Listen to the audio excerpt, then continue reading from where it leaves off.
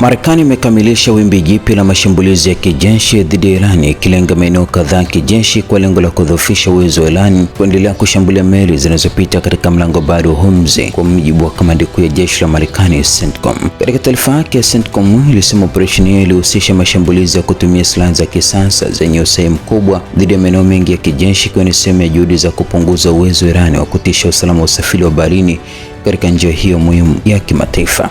Kwa mujibu wa CENTCOM, mashambulizi hayo yalilenga mifumo ya ulinzi wa anga ya Iran, vituo vya rada vya pwani, makombora, uwezo wa ndege zisizo na rubani drones, pamoja na boti ndogo za kijeshi. Operesheni hiyo ilitekelezwa kwa kutumia ndege za kivita, meli za kivita, drone za kushambulia, na kwa mara ya kwanza Marekani ilitumia pia drone za majini za kushambulia. Mlango bahari wa Hormuz ni njia muhimu sana kwa biashara ya dunia. Iran haina mamlaka kudhibiti, CENTCOM ilisema katika taarifa yake. Kamandi hiyo iliongeza kuwa vikosi vya Marekani vimejiandaa kikamilifu kuhakikisha uhuru wa usafiri wa baharini unaendelea kuwepo kwa meli za kibiashara licha ya kile ilichokiita kuwa na vitendo vya Irani vya uchokozi, vitisho, usumbufu na madai yasiyo na msingi kuhusu eneo hilo. Wakati huo, jeshi la Jordan lilitangaza kuwa limefanikiwa kuyadungua makombora manne yaliyoingia katika anga ya nchi hiyo yakitokea upande wa Iran. Kwa upande wake, kikosi cha walinzi wa mapinduzi ya Kiislamu nchini Iran IRGC kilisema Jumatatu kuwa kilishambulia kituo cha kijeshi cha anga cha Prince Hassan kilichopo Jordan kwa kutumia makombora na ndege zisizo na rubani. IRGC ilidai kuwa shambulio hilo lilisababisha moto katika maghala kadhaa ya kuhifadhi mafuta na silaha. Hata hivyo, jeshi la Jordan lilisema limefanikiwa kuyazuia na kuyatungua makombora manne na kuyadungua makombora manne yaliyoingia katika anga yake kutoka Iran kabla hajafikia malengo yaliyokusudiwa. Katika taarifa yake, IRGC ilieleza kuwa shambulio hilo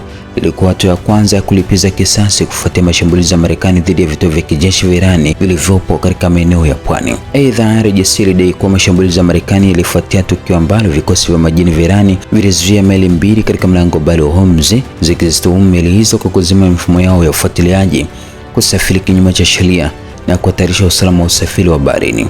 IRGC imeweka mkazo kwa operesheni zake za kulipiza kisasi bado zinaendelea na kwamba matokeo ya mashambulizi haya yatatangazwa katika taarifa zijazo. Mvutano katika eneo la Mashariki ya Kati umeendelea kuongezeka katika siku za hivi karibuni na kutoka na mashambulizi ya pande mbili kati ya Marekani na Iran. Na siku ya Jumapili, Iran ilitangaza kuwa ilifanya mashambulizi dhidi ya vituo vya kijeshi vya Marekani vilivyopo Kuwait, Bahrain, Qatar, Jordan na Oman, ikisema ilikuwa inalipiza kisasi kufuatia mashambulizi ya Marekani dhidi ya malengo ya Iran. Kwa upande wake, CENTCOM ilisema mashambulizi ya hivi karibuni yalilenga kuendelea kudhoofisha uwezo wa Iran wa kushambulia meli za kiraia na meli za kibiashara zinazopita katika mlango wa bahari wa Hormuz. Na baadaye CENTCOM ilithibitisha tena kuwa Marekani imekamilisha wimbi jipya la mashambulizi dhidi ya Iran, yakihusisha kulenga maeneo mengi ya kijeshi kutumia silaha za usahihi mkubwa ili kupunguza uwezo wa Iran wa kuhatarisha usalama njia hiyo muhimu ya kimkakati.